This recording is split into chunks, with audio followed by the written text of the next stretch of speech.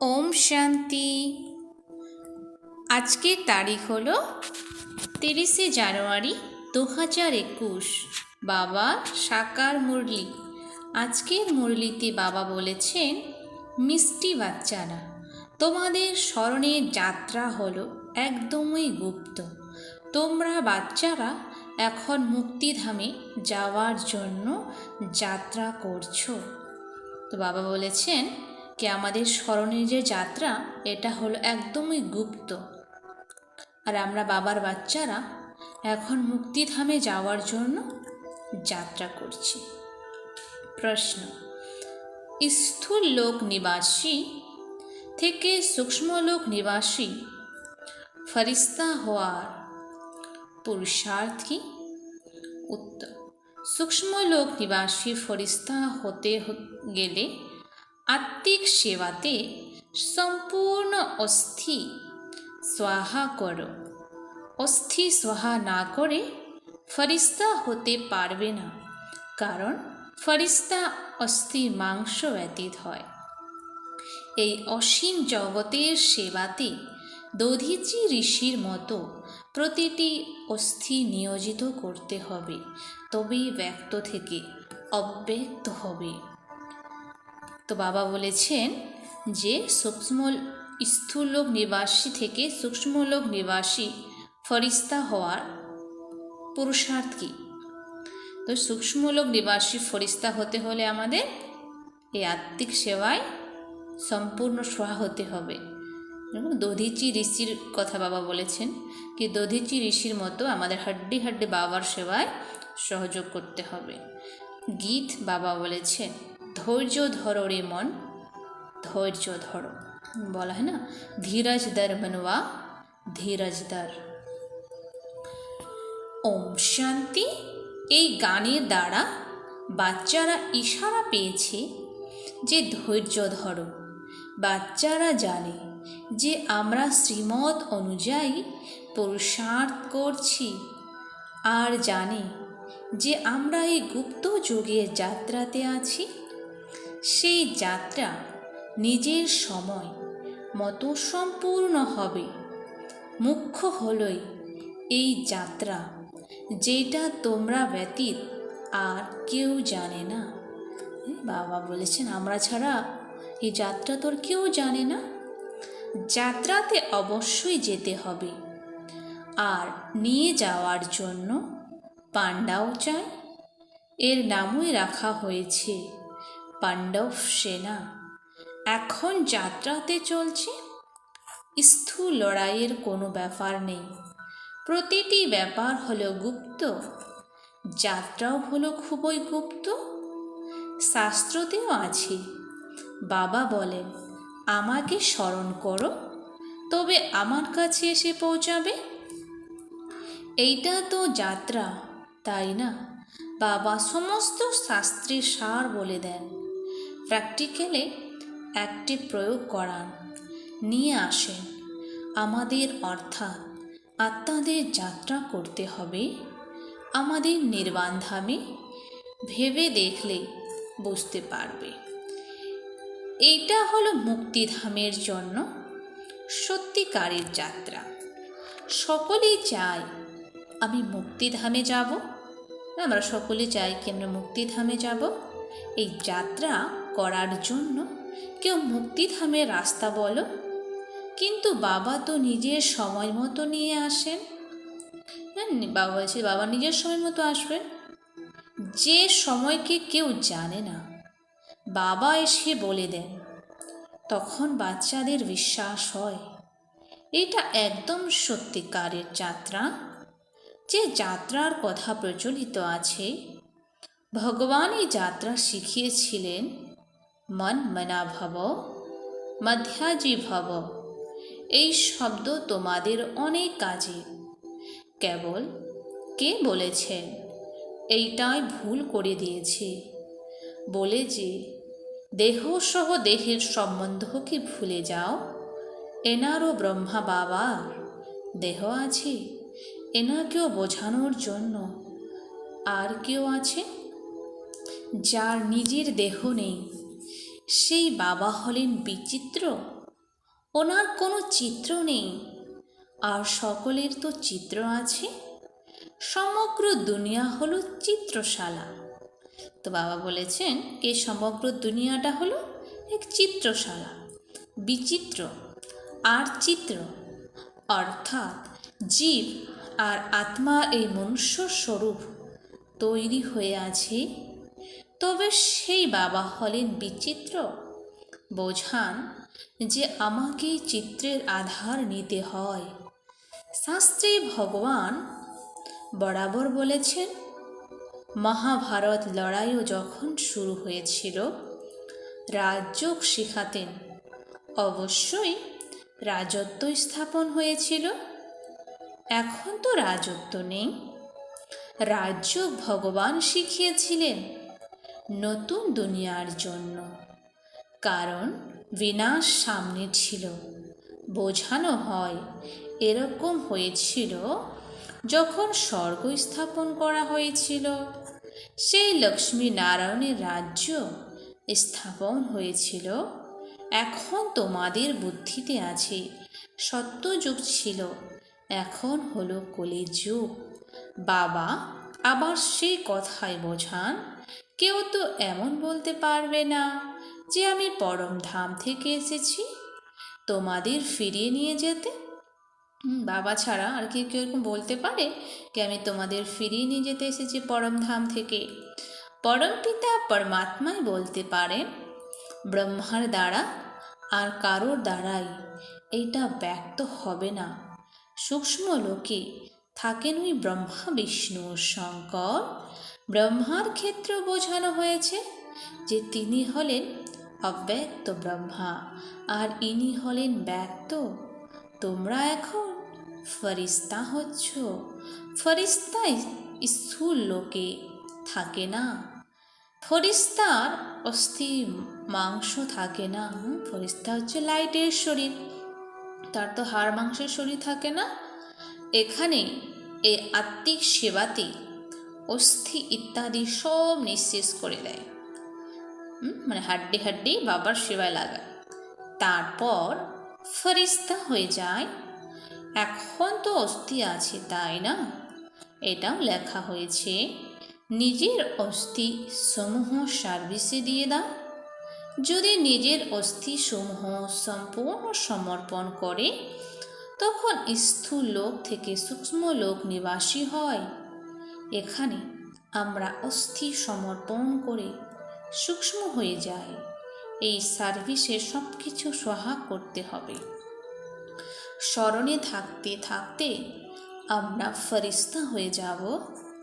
এইটাও গাওয়া হয়েছে, শিকারের মৃত্যুতে শিকারের আনন্দ। বলা হয় না, মেরওয়া মত মলুকা শিকার।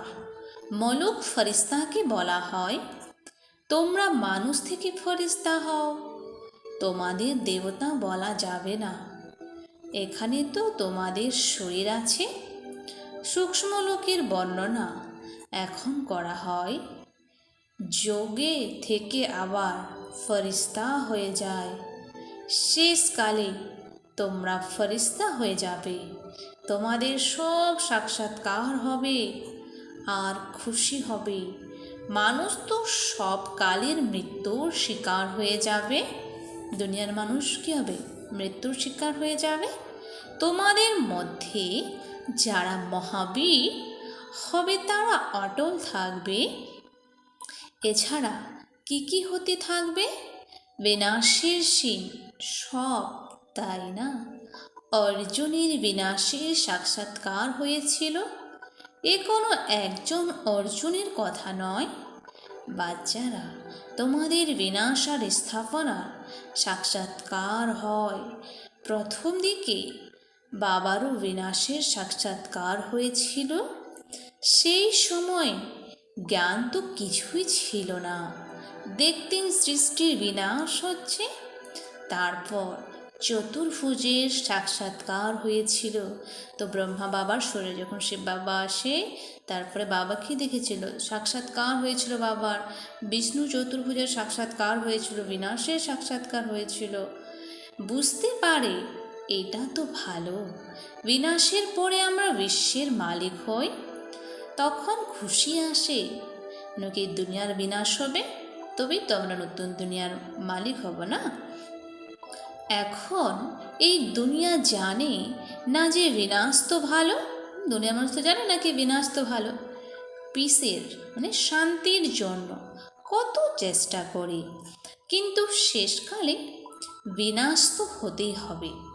মানুষ স্মরণ করে পতিত পাবনে শো, তো বাবা আসেন অবশ্যই, এসে পবিত্র দুনিয়া স্থাপন করবেন, যেখানে আমরা রাজত্ব করব। এটা তো ভালো বেশ। পতিত পাবনকে স্মরণ করব কেন? কারণ এখানে হলো দুঃখ, পবিত্র দুনিয়াতে দেবতারা থাকে, পতিত দুনিয়াতে তো দেবতাদের পাপ পড়তে পারে না। এই পতিত দুনিয়ায় দেবতাদের পাপ পড়তে পারে না, তাই তো অবশ্যই পতিত দুনিয়ার বিনাশ হওয়া উচিত। গাও হয়েছে যে মহাবিনাশ ঘটেছে, মহাবিনাশের পর কি ঘটে?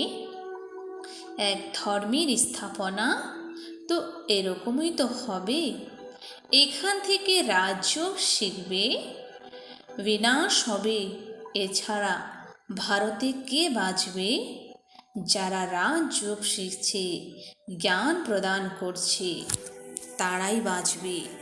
বিনাশ তো সবারই হবে, এর জন্য ভয় পাওয়া ব্যাপার নেই। তো বাবা বলছে বিনাশ তো সকলের হবে, তো ভয় পাওয়ার কোনো ব্যাপার নেই।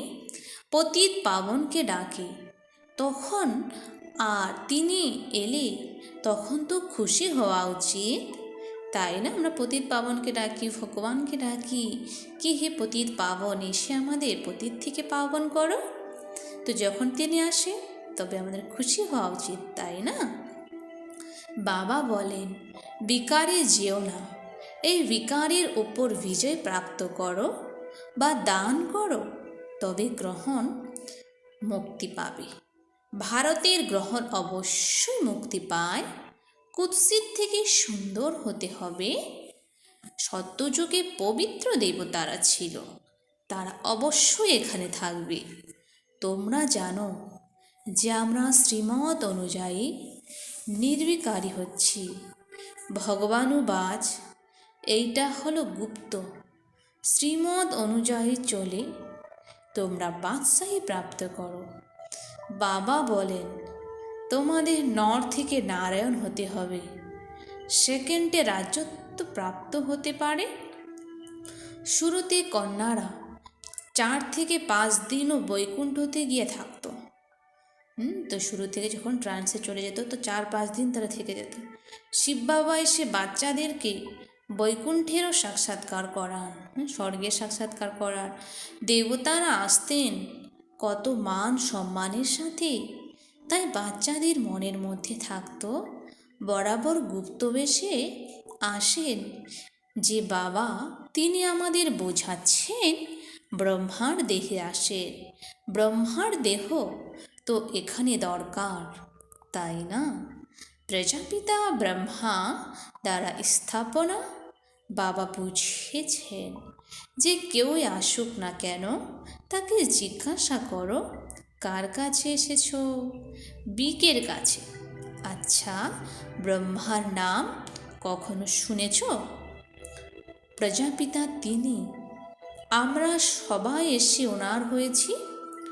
অবশ্যই পূর্বে হয়েছিলাম। ব্রহ্মা দ্বারা স্থাপনা তো অবশ্যই, সাথে ব্রাহ্মণও চায়। বাবা ব্রহ্মার দ্বারা কাকে বোঝান? শূদ্রকে তো বোঝাবেন না। এ হলো ব্রহ্মা মুখ বংশাবলী, ব্রাহ্মণ। তো আমরা বাবার সন্তান, ব্রহ্মার মুখ বংশাবলী, আমরা কি হয়েছে এখন? ব্রাহ্মণ। শিব বাবা ব্রহ্মার দ্বারা আমাদের আপন করেছেন। ব্রহ্মা কুমার কুমারীরা সংখ্যায় অনেক, কত সেন্টার আছে, সব জায়গায় ব্রহ্মা কুমারীরা পড়ান। এখানে আমাদের পিতামহের উত্তরাধিকার প্রাপ্ত হয়। ভগবানুবাজ তোমাদের রাজযোগ শেখাচ্ছি, তিনি নিরাকার হওয়ার কারণে এনার শরীরের আধার নিয়ে আমাদের নলেজ শোনান। সবাই তো প্রজাপিতা, তাই না? আমরা হলাম প্রজাপিতা, ব্রহ্মা কুমার কুমারী। শিব বাবা হলেন পিতামহ, উনি আমাদেরকে অ্যাডাপ্ট করেছেন। তোমরা জানো যে আমরা দাদার কাছে বা পিতামহের কাছে পড়ছি ব্রহ্মা দ্বারা। এ লক্ষ্মী নারায়ণ দুজনেই হলেন স্বর্গের মালিক। ভগবান তো হলেন একই, উচ্চতমের চেয়েও উচ্চ, নিরাকার। বাচ্চাদের ধারণা খুবই ভালো হওয়া উচিত। সর্বপ্রথমে বুঝিয়ে দাও, বাবা হলেন দুজন। ভক্তি মার্গে স্বর্গে হলো এক বাবা। পারলৌকিক বাপ দ্বারা বাদশাহী প্রাপ্ত হয়েছে। এরপর স্বর্গে শিব বাবাকে স্মরণ কেন করবে? কখন দুঃখই নেই যে স্মরণ করতে হবে। কীর্তন করে দুঃখ হরণকারী, সুখ প্রদানকারী। এই সব তো এখানকার কথা। যা কিছু পাস্ট হয়ে যায় তার গায়ন হয়, মহিমা হলো একেরই। সেই এক বাবা এসেই পতিতকে পবিত্র করেন। মানুষ কি আর তা বোঝে? তারা তো পাস্টের কথা বসে লেখে। তোমরা এখন বুঝতে পারো, বরাবর বাবা রাজযোগ শিখিয়েছেন, যার জন্য বাদশাহী প্রাপ্ত হয়েছে। 84 জন্মের চক্র আবর্তন করেছি। এখন আমরা আবার অধ্যয়ন করছি, আবার 21 জন্ম রাজত্ব করব। আবার বাবা বলছে আমরা 21 জন্ম আবার রাজত্ব করব, এইরকম দেবতা হব, এরকম পূর্বকল্পে হয়েছিলাম। তোমরা এখন বুঝেছ যে আমরা পুরো 84 জন্মের চক্রে আবর্তন করেছি। এখন আবার সত্যযুগ ত্রেতাতে যাব। তাই তো বাবা জিজ্ঞাসা করেন, পূর্বে কতবার মিলিত হয়েছ? এইটা প্র্যাকটিক্যাল কথা, যে নতুন যে সেও যদি শোনে তো বুঝবে 84 জন্মের চক্র তো অবশ্যই আছে। যারা সর্বপ্রথম থাকবে তাদের ওই চক্র সম্পূর্ণ হবে। যুক্তি বুদ্ধির সাথে কাজ করতে হবে। এই বাড়িতে এই ড্রেসে বাবা, আমি আপনার সাথে অনেকবার মিলিত হয়েছি আর মিলিত হব। পতিত থেকে পবিত্র আর পবিত্র থেকে পতিত হয়ে এসেছি। কোনো জিনিস সর্বদা নতুন নই থাকবে এটা তো হতে পারে না, অবশ্যই পুরানো হবে। প্রতিটি জিনিস শত রজতমতে আসে। বাচ্চারা, এখন তোমরা জানো যে নতুন দুনিয়া আসছে, সেটাকে স্বর্গ বলা হয়। এটা হলো নরক, সেইটা হলো পবিত্র দুনিয়া। অনেক ডাকে, হে পতিত পাবন, এসে আমাদের পবিত্র করো, কারণ প্রচণ্ড দুঃখ বেড়ে যাচ্ছে। কিন্তু এইটা বুঝতে পারে না যে আমরাই পূজ্য ছিলাম, আবার পূজারি হয়েছি। এজন্য বলে না কি আপে হি পূজ্য সো আপে হি পূজারি। অনেক ধর্ম হয়ে চলেছে। বরাবর পতিত থেকে পবিত্র, পবিত্র থেকে পতিত হয়ে এসেছ। ভারতের উপরই খেলা। বাচ্চারা, তোমাদের এখন স্মৃতি জেগেছে। এখন তোমরা শিব জয়ন্তী পালন করো। বাকি আর কেউ তো শিবকে জানে না, আমরা জানি। বরাবর আমাদের রাজযোগ শেখান। ব্রহ্মার দ্বারা স্বর্গের স্থাপনা হচ্ছে। অবশ্যই যারা যোগ শিখবে, স্থাপনা করবে, তারাই আবার রাজ্য ভাগ্য প্রাপ্ত করবে। আমরা বলে থাকি বরাবর, আমরা প্রতি কল্পে বাবার কাছে রাজযোগ শিখেছি। বাবা বুঝিয়েছেন এখনই 84 জন্মের চক্র সম্পূর্ণ হচ্ছে, আবার নতুন চক্র আবর্তিত করতে হবে। চক্রকে তো জানা উচিত। যদি এই চিত্র নাও থাকে তবু তোমরা বোঝাতে পারো। এটা তো একদমই সহজ ব্যাপার। বরাবর ভারত স্বর্গ ছিল, এখন হলো নরক। শুধু তারাই মনে করে কলিযুগ হলো একদমই বাচ্চা। তোমরা বলো এটা তো কলিযুগের শেষ। বাবা বোঝান, আমি আসি পতিত দুনিয়াকে পবিত্র করে তুলতে। তোমরা জানো যে আমাদের পবিত্র দুনিয়াতে যেতে হবে। তোমরা মুক্তি, জীবন মুক্তি, শান্তিধাম, সুখধাম আর দুঃখধামকেও বুঝতে পারো। কিন্তু ভাগ্যে না থাকলে তখন আবার এটা খেয়াল করে না যে কেননা আমরা সুখধামে যাব। বরাবর আমাদের অর্থাৎ আত্মাদের গৃহ হলো সেই শান্তিধাম। সেখানে আত্মাদের অর্গ্যানস না থাকার জন্য কথা বলে না। সেখানে সকলেই শান্তি প্রাপ্ত হয়। সত্যযুগে হলো এক ধর্ম, এইটা হলো অনাদি অবিনাশী ওয়ার্ল্ড ড্রামা, যার চক্র আবর্তিত হতেই থাকে। আত্মার কখনো বিনাশ হয় না। শান্তিধামে কিছু সময় থাকতেই হয়, এটা খুব বোঝার ব্যাপার। কলিযুগ হলো দুঃখধাম। কত প্রকার ধর্ম এখানে, কত হাঙ্গামা হতে থাকে।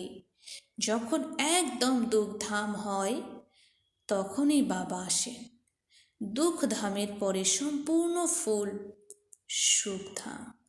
শান্তিধাম থেকে আমরা আসি সুখধামে, আবার দুঃখধাম তৈরি হয়। সত্যযুগে সম্পূর্ণ নির্বিকারী, এখানে হলো সম্পূর্ণ বিকারী। এইটা বোঝানো তো খুবই সহজ। এখন আমরা সকলেই সম্পূর্ণ বিকারী হয়ে গেছি। সত্যযুগে আমরা নির্বিকারী ছিলাম। সাহস থাকা চাই, যে কোনো জায়গায় গিয়ে বোঝাও। এটাও লেখা আছে, হনুমান সৎসঙ্গে গিয়ে পিছনের দিকে জুতোর উপর বসত। সুতরাং যে মহাবীর হবে সে যে কোনো জায়গায় গিয়ে যুক্তির সাথে শুনবে, দেখবে কি বলে। তোমরা ড্রেস পরিবর্তন করে যে কোনো জায়গায় যেতে পারো ওদের কল্যাণ করতে। বাবাও তো গুপ্ত বেশি তোমাদের কল্যাণ করেন, তাই না? যে কোনো জায়গায় মন্দিরে নিমন্ত্রণ পেলে গিয়ে বোঝাতে হবে। প্রত্যেক দিন তোমরা ক্রমশ সুবুদ্ধি সম্পন্ন হয়ে উঠছ। সবাইকে বাবার পরিচয় দিতেই হবে, ট্রায়াল করতে হবে। এটা তো বলা হয়েছে। শেষের দিকে সন্ন্যাসীরা, রাজারা, বড় বড় মাপের মানুষ আসবে। তো লাস্টের দিকে সন্ন্যাসী, বড় বড় রাজা সকলে আসবে। রাজা জনকের সেকেন্ডে জীবন মুক্তি প্রাপ্ত হয়েছিল। সে গিয়ে আবার ত্রেতাতে অনুজনক হয়েছিল। আচ্ছা, মিষ্টি মিষ্টি হারানিধি বাচ্চাদের প্রতি মাতা পিতা বাপদাদার স্মরণে স্নেহ সুমন আর সুপ্রভাত। আত্মাদের পিতা ওনার আত্মারূপী বাচ্চাদেরকে জানাচ্ছে নমস্কার। আমরা সকল আত্মারূপী বাচ্চারা জানাই বাপ দাদাকে স্নেহ সুমন আর নমস্কার। ধারণার জন্য মুখ্য সার। 1 নম্বর পয়েন্ট, অন্তিম বিনাশের সিন দেখার জন্য নিজের স্থিতি মহাবীরের মতো নির্ভয় অটল বানাতে হবে। গুপ্ত স্মরণের যাত্রাতে থাকতে হবে। তো বলছে অন্তিম বিনাশের সিন দেখার জন্য আমাদের নিজের স্থিতিকে কেমন বানাতে হবে? মহাবীরের মতো নির্ভয় হতে হবে, অটল হতে হবে। 2 নম্বরে বাবা বলেছেন অব্যক্ত বতনবাসী ফেরেশতা হওয়ার জন্য অসীম জগতের সেবাতে দৌদিচি ঋষির মতো নিজের সমস্ত অস্থি সহা করতে হবে। তো বাবা বলছে অব্যক্ত বর্তনবাসী যদি ফরিস্তা হতে চাই তাহলে ওই অসীম জগতের সেবায় দধিচি ঋষির মতো আমাদের নিজের সমস্ত সেবা বাবার সেবা হাড্ডে হাড্ডে সেবা করতে হবে। বরদান একান্ত আর অন্তর্মুখিতার অভ্যাস দ্বারা নিজেকে অনুভবের দ্বারা সম্পূর্ণ বানানো মায়াজিৎ ভব। তো একান্ত আর অন্তর্মুখী, খুব বেশি কথা না বলে যেতটুকু দরকার ততটুকু বলা হয় না কি অন্তর্মুখী সদা সুখী। নলেজফুলের সাথে পাওয়ারফুল অর্থাৎ অনুভবী মূর্ত হওয়ার জন্য একান্তবাসী আর অন্তর্মুখী হও। টালমাটাল হওয়ার কারণ হলো অনুভবের অভাব। সেই জন্য শুধুমাত্র বুঝতে পারা বোঝাতে পারার মতো মনন মূর্তি হয় না, একান্তবাসী হয়ে প্রতিটা পয়েন্টের অনুভবী হলে যে কোনো প্রকারের ধোঁকার থেকে দুঃখ বা সংকট থেকে বেঁচে যাবে।